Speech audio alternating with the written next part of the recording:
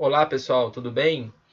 Bom, a intenção desse vídeo é abordar aí uma série de cenários para reposição de calendário escolar nesses tempos de pandemia. Eu estou gravando aí uma série de vídeos curtos que abordam temas fundamentais na lógica da gestão escolar nesse momento tão difícil para a escola, pública ou privada, que a gente está passando aí de isolamento social, de pandemia, de aulas suspensas. Então existe uma série de temas, de dilemas, de dúvidas jurídicas, de situações práticas para pensar. E a ideia é tentar abordar um pouquinho desses dilemas através dos vídeos. E o tema desse, então, como eu disse, são esses cenários de reposição. E a ideia aqui, pessoal, é abordar algumas sugestões, alguns cenários com base na premissa legal do Conselho Nacional de Educação, e eu compartilho aqui com vocês pelo menos um fragmento do parecer número 5 de 2020 do Conselho Nacional de Educação, um parecer que abastecerá aí regulamentações estaduais e municipais. A gente sabe, né, enquanto gestão de escola, que estados e municípios têm um peso decisivo, né, nos sistemas de ensino de seus respectivos locais, mas um parecer do Conselho Nacional de Educação é sempre uma baliza fundamental. Ainda que ele não seja uma lei, né, mas é um parecer que dá orientações que elas são seguidas por estados e municípios dentro aí das suas singularidades. Para o vídeo não ficar imenso, não vai dar para abordar aqui toda a discussão que o parecer faz em relação às flexibilizações, né, do cumprimento de carga horária. Então eu trouxe aqui apenas um fragmento muito curto e muito pequeno para respaldar, para me dar uma premissa para os cenários que eu vou apresentar. Então eu tirei na íntegra aqui do conselho, né, o cumprimento da carga horária mínima prevista poderá ser feito por meio das seguintes alternativas, de forma individual ou conjunta. Então aqui eu socializei com vocês duas grandes possibilidades. A reposição da carga horária de forma presencial, né, ao final do período de emergência, e o cômputo da carga horária de atividades pedagógicas não presenciais realizadas aí durante o período de emergência, coordenado, é claro, com o calendário escolar de aulas presenciais após o fim desse período de fechamento das escolas. Então, resumindo o que o parecer está dizendo, a flexibilidade ela é a premissa do parecer do Conselho Nacional. Então, o que o Conselho dá o recado é o seguinte: bom, a escola ela pode repor 100%, ela pode aproveitar alguma parcela desse ensino remoto, né, não presencial, aproveitar um pouco disso para reposição, para fins de carga horária, pode repor tudo, pode repor de forma concomitante com presencial.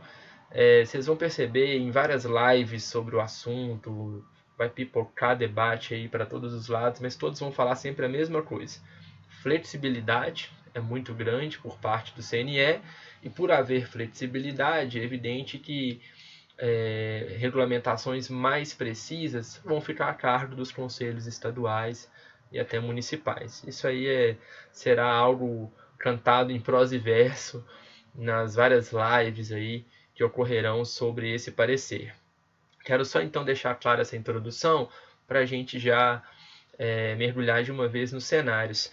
A ideia desse vídeo é que você já tenha um pouco mais de noção desse parecer, né? Para poder entender os cenários, é preciso que tenha sido feita aí uma leitura um pouquinho mais atenta desse parecer, e aí você entenderá melhor os cenários, inclusive para pensar vários outros cenários que eu não vou abordar aqui pela questão do tempo mesmo, porque eu podia pensar aqui uns 40 cenários possíveis, mas para a gente ser mais objetivo, eu pensei 5 grandes cenários que a gente pode tratar e discutir aqui, né?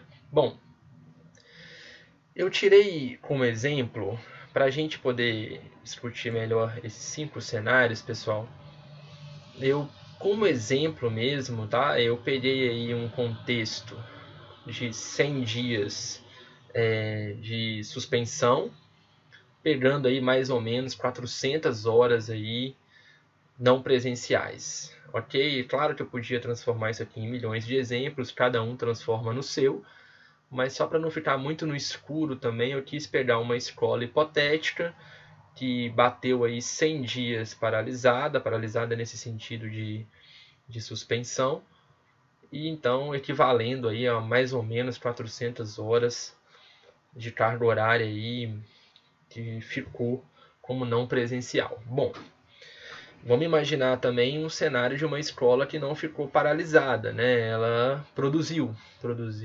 alguma coisa, ok? Produziu videoaula, trilha pedagógica, orientação para as famílias, aulas ao vivo, atividades que ela mandou para casa, enfim. A escola produziu aí suas atividades não presenciais, mediadas ou não por tecnologia, conforme o próprio CNE já explicou, dando o conceito aí de ensino remoto.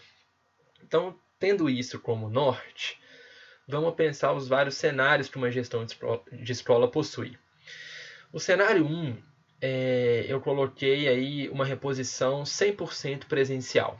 Então, a escola 100 dias, 400 horas, ela produziu atividades não presenciais, mas em diálogo ali com a comunidade escolar, com a coordenação, professores, família, acharam melhor repor tudo, né? E aí, qual que é a ideia desse quadrinho que vocês estão vendo?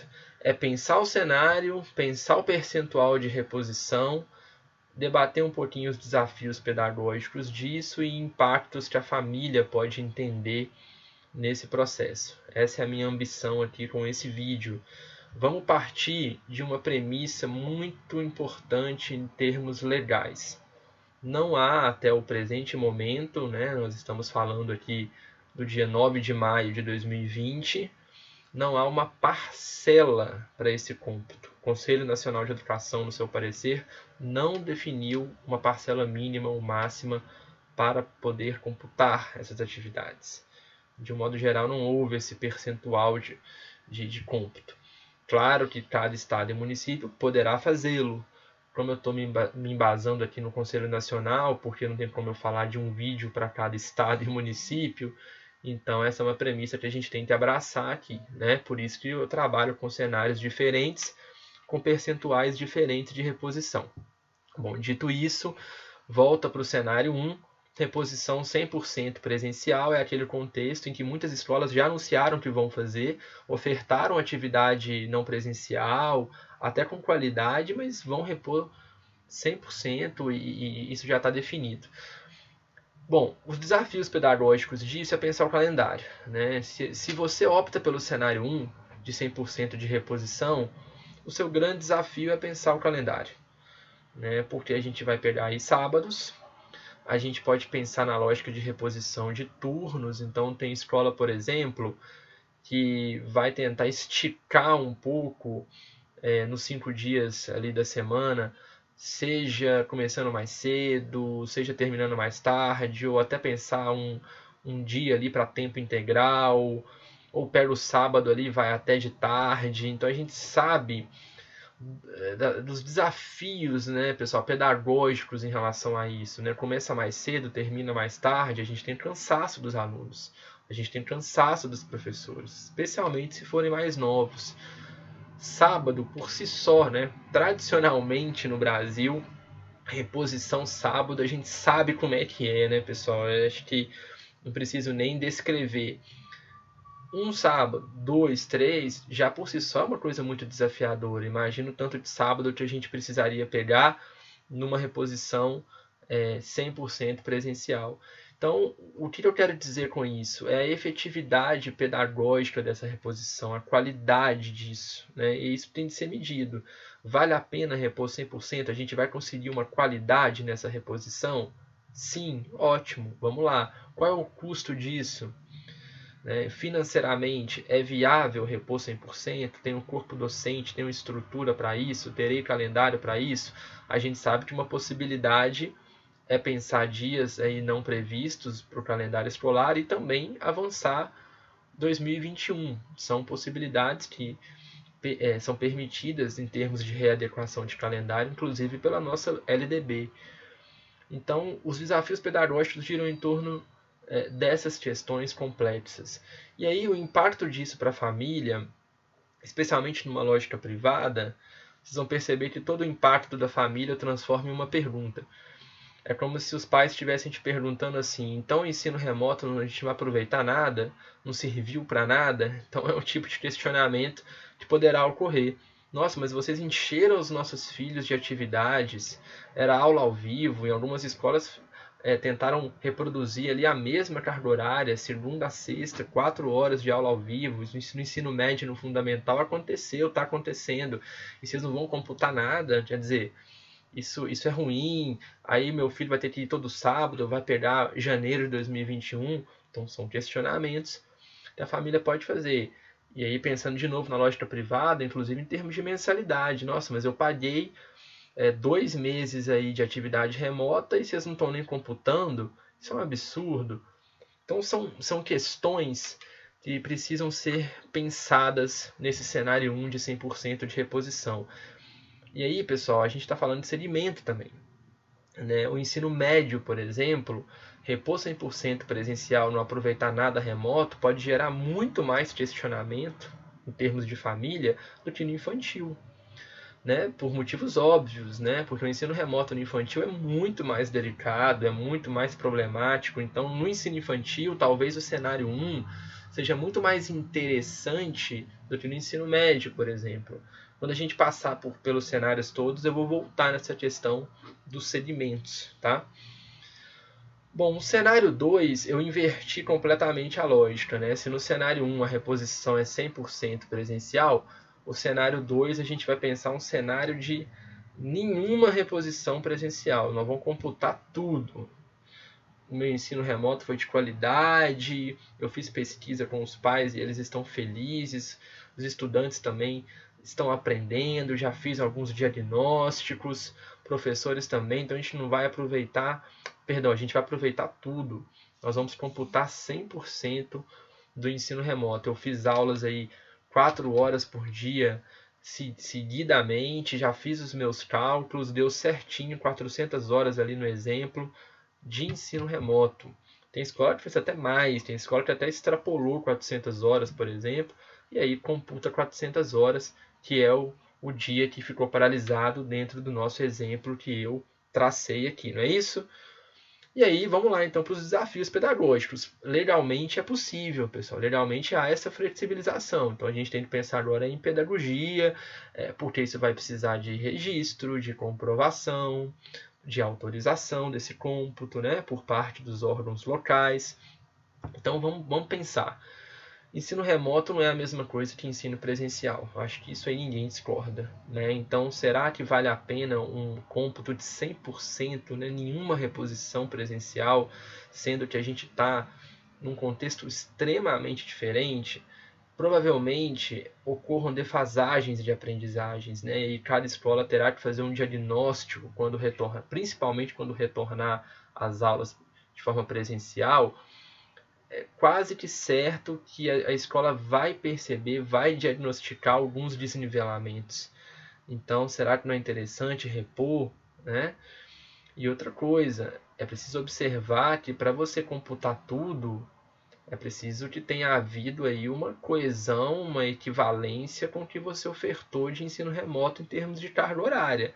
Tem escola falando em computar tudo, mas ela não fez a conta ainda de qual a carga horária estimada do ensino remoto dela, se vai bater certinho com o tempo de suspensão. Então, são desafios que eles são muito importantes para a escola pensar. E aí, esse é o questionamento que as famílias vão fatalmente fazer nesse cenário 2, né? Nossa, mas vocês não vão repor nada? Quer dizer, para vocês foi a mesma coisa? Essa é a pergunta que a família vai fazer, e aí é bem difícil também da gente vender essa ideia, né? Imagina isso, o cenário 2 num segmento mais jovem, né? Anos iniciais do fundamental ou infantil, é quase que um problema gravíssimo, né? No ensino médio, por exemplo, essa possibilidade é bem mais viável, né? No ensino superior, por exemplo, isso vai acontecer. As escolas elas vão entender que a aula dada no ensino remoto é aula computada, né? Até porque no ensino superior existe uma legislação bem mais tranquila em relação a isso. Um cenário terceiro, que é um cenário que eu tenho percebido bastante, é tentar fazer um meio a meio. Né? Eu dei o exemplo aqui de 400 horas, mas vamos pensar 200, enfim, 150, seja qual for o tempo aí de suspensão, fazer um equilíbrio. Repõe 50, repõe metade, mas outra metade também você aproveita. E aí o desafio aqui é potencializar essa reposição presencial. Se vai ser só metade, então vamos fazer uma metade bem feita, vamos pensar dias estratégicos, talvez essa reposição não caiba nem aos sábados, dá para a gente encaixar durante a semana mesmo, aumentando uma hora ou pegando um dia ali no contraturno, ou o contrário, alguns sábados estratégicos. Então o desafio aqui, já que nós vamos aproveitar um pouco menos, é potencializar esse aproveitamento. Né? E aí a grande pergunta que poderá ser feita é quais são os critérios para esse percentual. Por que vocês estão computando metade do ensino remoto e vão repor metade? Por que isso? Quais são os critérios que a escola utilizou para chegar nessa parcela? Isso precisa ficar muito claro não só para a família, mas também em termos de inspeção, né, de inspetoria. O quarto cenário é um cenário que eu elaborei aqui como 20% presencial apenas, ou seja, vai ter uma pequena reposição presencial. Grande parte vai ter um aproveitamento aí, né? Mas diferentemente do cenário 2, em que não teria nenhuma reposição presencial, o cenário 4 admite aí 20%, 10%, 15%, 25%, né? E aí, ou seja, vai ser uma reposição pequena, poucas horas para repor, porque vai aproveitar e vai computar grande parte do ensino remoto. Qual é o desafio? Estratégia para essa reposição pequena. Então vamos pensar aí os primeiros sábados para já matar essa reposição rápido. Tem escola que vai fazer uma reposição pequena e dentro dessa reposição, como é que ela vai fazer isso? Só recuperação, revisão, recuperação e revisão. Então é interessante, né? São estratégias para pensar esse pouquinho aí que nós decidimos repor. Né? E aí o impacto disso, a pergunta é, por que tão pouca reposição? E aí a resposta que a escola tem que dar é o seguinte, olha, nós fizemos um diagnóstico, percebemos que nosso ensino remoto foi muito qualificado, os jovens aprenderam bastante, tá aqui a prova, esse é o diagnóstico, fizemos essa avaliação, então entendemos que a gente pode repor muito pouco porque não houve grandes defasagens. Pronto, perfeito argumento, se a escola conseguir, evidentemente, comprovar esse argumento pedagogicamente, né? Com fundamentação. E aí eu insisto em dizer que isso cabe muito mais também para ensino médio e, com muita boa vontade, Fundamental 2. Né? Dificilmente um argumento desse pega, por exemplo, com infantil e anos iniciais, no meu entendimento. O último cenário é o contrário do cenário 4. Né? O cenário 5 inverte o cenário 4. Né? No cenário 5, a escola, ao invés de repor tudo presencial, ela repõe 80% ou 90%, 75%, ela repõe quase tudo. Ela deixa só um pouquinho computado lá, aproveita um pouquinho do seu ensino remoto. E aí é interessante, a escola que vai fazer isso, por exemplo, é que ela já entendeu que o 100% presencial fica muito pesado em termos de calendário. Né? Então ela vai repor o máximo que ela puder, mas vai computar um pouquinho do seu ensino remoto. E aí a grande questão é o seguinte, nesses cenários em que a escola vai aproveitar um pouquinho do ensino remoto, geralmente ela deu muito ensino remoto, mas ela vai pegar só um pouco. Então ela tem que explicar o que do ensino remoto ela está puxando para esse pequeno aproveitamento, né, para fins de comprovação e registro. Então esse é um desafio. E também tem um desafio de calendário, porque por mais que ela não repôs tudo presencial, é uma reposição grande. Então ela também tem que pensar as estratégias para isso. Você não vai repor 80% só com revisão. Né? Você imagina, eu acho que fica muita perda de tempo, vamos dizer assim, a não ser que o cenário da sua escola peça isso. Aí o cenário ele manda no processo, né? Então, vocês estão percebendo que cada estratégia dessa tem impactos, né? E nesse último aqui, a família pode perguntar, mas por que aproveitou tão pouco do ensino remoto, né? Semelhante ao questionamento lá do cenário 1. quero mostrar aqui para vocês, pessoal, que em termos legais, né, o Conselho Nacional abriu uma espécie de porteira com muitas possibilidades, né?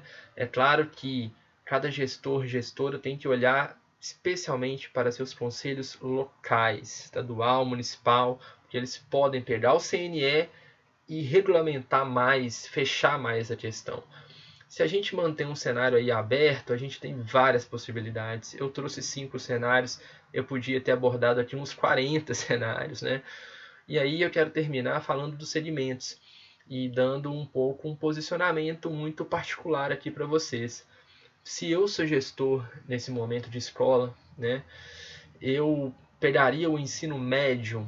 É claro que eu estou partindo de um princípio que a minha escola produziu um ensino remoto de qualidade. Né? Eu, como gestor, garanti esse processo com o meu professorado e com a minha coordenação. Nesse sentido, eu pegaria o ensino médio e tentaria computar o máximo que eu conseguisse, mas nunca 100%. Eu confesso a vocês que eu não trabalharia nem com o cenário 1, nem com o cenário 2. Não quero dizer de forma nenhuma que isso aqui é errado, cada realidade é uma. A minha escolha no ensino médio, por exemplo, seria próximo aqui do cenário 5. Aproveitar o máximo possível, perdão pessoal, seria próximo do cenário 4, né? Aproveitar o máximo possível do meu ensino remoto, repor o mínimo possível, 20%, 10%, 15%, eu ia para o cenário 4 aqui, o ensino médio meu caminharia próximo do cenário 4. Pegar um pouco de presencial, mas majoritariamente computar o meu ensino remoto, entendendo e fazendo um diagnóstico e comprovando que ele foi efetivo, que ele trouxe poucas defasagens. Seria o meu ideal, vamos dizer assim. Chega nos anos finais, né, sexto a nono ano, eu me aproximaria de um cenário 3, mais ou menos, sabe? Ou até, dependendo do caso, um cenário 5, 3 ou 5. O que eu quero dizer com isso? Os anos finais eu já tento computar menos. São alunos mais novos, especialmente o sexto ano. Né? A gente sabe que o cenário de dispersão no sexto ano é muito grande para atividades remotas, a possibilidade de defasagens é maior, porque o protagonismo do estudante é menor. Então eu caminharia num cenário maravilhoso de ensino remoto, se meu diagnóstico me mostrasse um cenário muito positivo em termos de aprendizagem adquirida, eu tentaria um meio a meio. Mas se eu percebesse que já tinha muita defasagem, eu tentaria um cenário 5 aí, 80% de reposição presencial e computar um pouquinho aí, 20, 30, 10%. Se a gente descer agora para os anos iniciais, aí vocês já perceberam, né, que a partir do momento em que você rejuvenesce, na minha visão, aumenta a possibilidade de reposição presencial. Nos anos iniciais, eu trabalharia com o cenário 5 ou talvez com o cenário 1, né, dependendo aí do meu contexto. Ou reponho tudo presencial, e aí é o desafio do calendário que a gente falou, ou tento aí o máximo que eu conseguir de reposição presencial, computando o mínimo possível. E no infantil, no meu ideal, é 100% de reposição presencial. Né? Ou então uma parcela mínima necessária para não sufocar muito o meu calendário de cômputo de carga horária para esse segmento do infantil. Então, de um modo geral, resumindo, né, eu acho que o ensino médio é o que mais te permite computar e o infantil o menos, né? Lembrando que em termos de lei não tem isso que eu estou falando. A gente está aberto à flexibilidade. Aqui a gente está fazendo um cálculo mais pedagógico. Bom, espero que tenha sido útil aí esse vídeo com vários cenários, com várias possibilidades e vários impactos e vários desafios. Não é fácil medir essas questões. A rede privada envolve uma outra discussão que eu mencionei pouco aqui, que é a questão da mensalidade, é perceber um pouco o que os seus clientes estão pensando, o que a concorrência está fazendo. A rede pública já é uma outra lógica para pensar essa reposição, é o acesso a isso, como que isso se materializa em termos de calendário. Então, pensar a reposição talvez seja um dos desafios mais difíceis que você, diretora de escola, tem pela frente. Espero que esse vídeo tenha pelo menos te aberto um pouco às possibilidades e à reflexão para isso. Um grande abraço e até a próxima.